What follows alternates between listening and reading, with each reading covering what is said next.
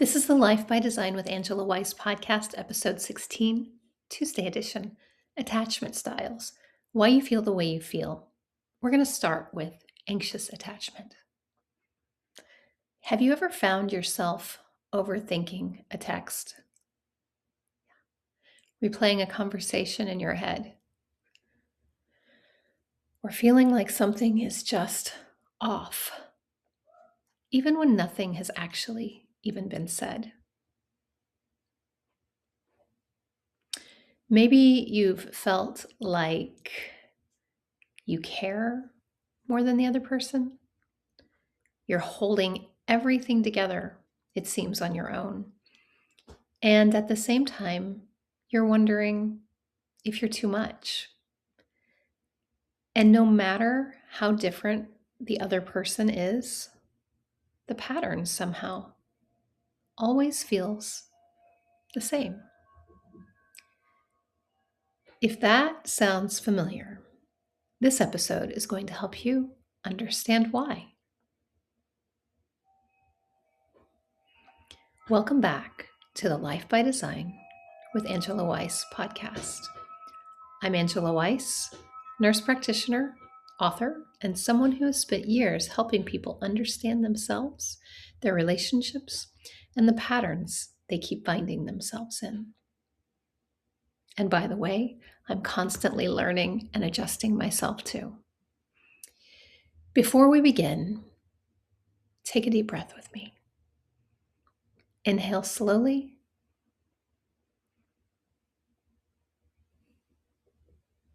And exhale.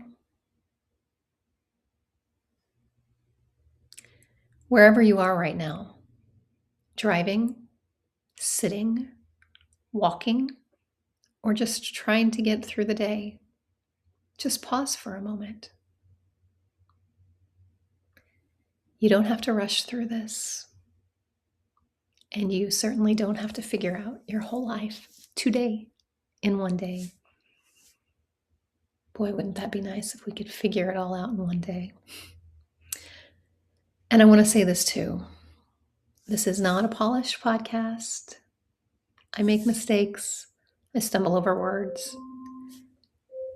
My timer goes off. Alexa, stop. There we go. I'm not going to edit that out. Dogs may bark, cats may wander. Yeah, I'm going to stumble. This is real life. And, you just have to go with the flow, roll with it. I hope that you can feel like this is a space where you can show up as you are, however that looks. Today, we're starting a new series on attachment, and we will be in this series for several weeks so that I can break this down in a way that actually helps you understand why you might feel the way you do, why you react the way you do, and why certain relationship patterns keep repeating as if you'd put a song on repeat. This is not random. Well, the cat coming in to the view right now, it is random, but the patterns aren't random. They're learned. It's a learned behavior. So what attachment style really is a way that your nervous system learned what connections feel like, what safety feels like, what to expect from people around you. And you learned this at a very young age.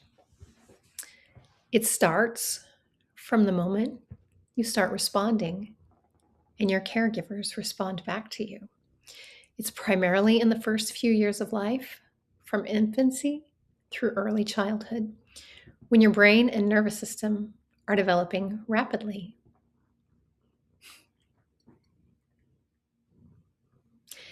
You're learning to respond, to get your needs met without words. Is someone there for me? Am I safe when I have needs? What happens when I reach for connection? Like right now, this is Iris, if you hear her. I want to say something really important here. This does not mean that your parents were bad.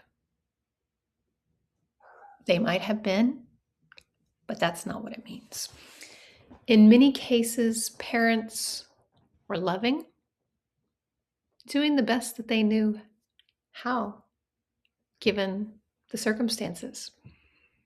Working long hours, stressed, especially young parents, so stressed.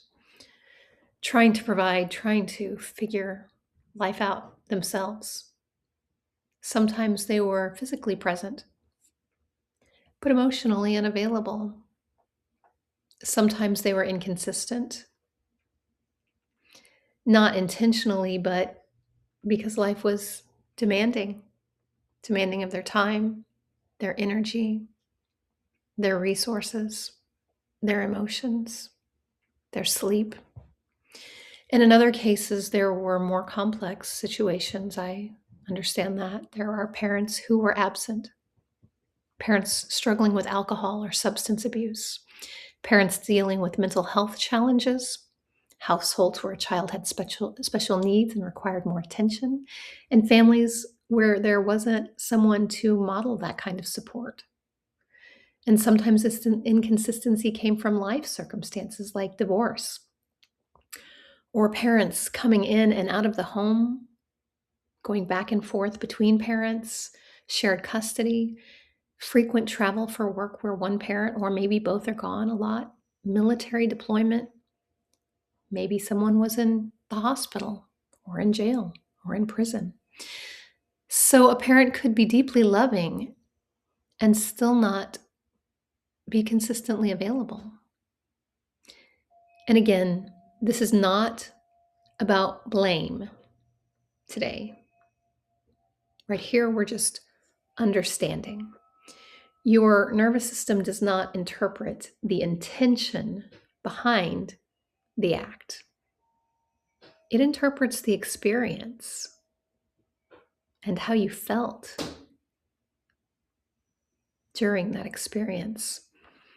And it adapts based on what it felt, what felt good, what felt bad, what just didn't feel at all.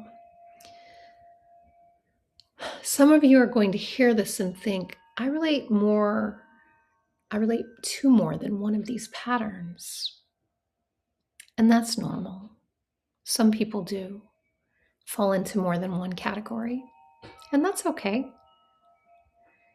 You can have a primary pattern and a secondary pattern and still shift depending on the relationship that you find yourself in, or the environment, or your level of stress at the time of the relationship, or who you're with. Some people are more activating than others. Some people can really keep your head spinning. These are not rigid boxes that you have to find yourself in one or another. They're patterns. And where you find yourself right now,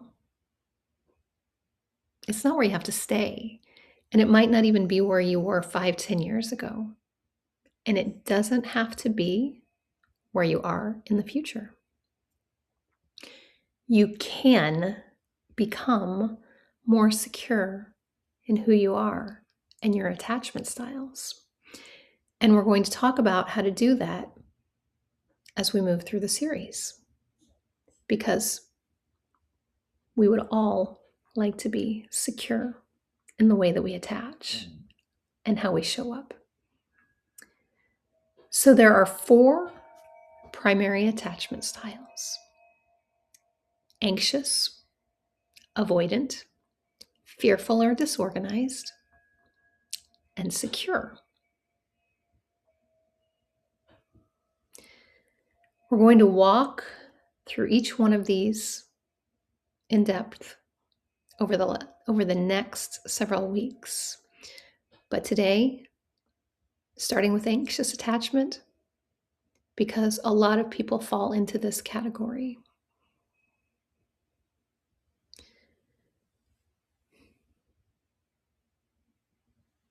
Anxious attachment often develops when connection was inconsistent, unpredictable, sometimes present, sometimes not. So your nervous system learned, I need to pay attention. I need to stay close. I need to make sure I don't lose this that feels good. I'm going to hang on to it tightly. It creates emotional vigilance. And it's not because you're too much, okay?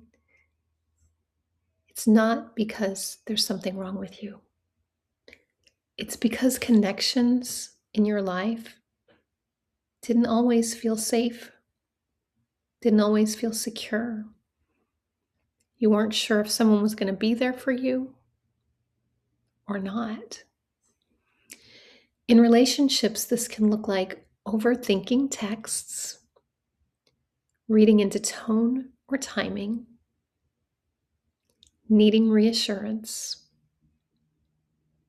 feeling anxious when there's distance, and holding on even when something doesn't feel right. It can also look like overgiving of yourself and everything you have, over explaining yourself, wanting to be understood, trying to fix things quickly, and fearing like maybe I'm too much. And inside of you, it often sounds like something feels off. Do they still care? I don't want to lose this. I don't want to lose the good parts of what I have in front of me. This can show up in work as seeking validation from those around you, from your superiors, overworking, having difficulty setting boundaries, wanting to feel valued or needed. And this is not because you're needy. This doesn't mean you're needy. It's because your system learned how to function where connection was. And connection is what matters. And it might not always be there. So it stays alert. It reminds me of that song, Hold On Loosely. Do you remember? From the 80s, I believe. Hold on loosely. Don't let go. If you cling too tightly, you're going to lose it. You're going to lose control. It just came to mind. Healing anxious attachment is not about shutting down your needs or pretending you don't care. That would be really hard. But wouldn't it be nice sometimes if we could just turn it off? It is about learning how to feel safe without overreaching, without overgiving, and without losing yourself in the relationship. And we're going to go deeper into that as we move forward.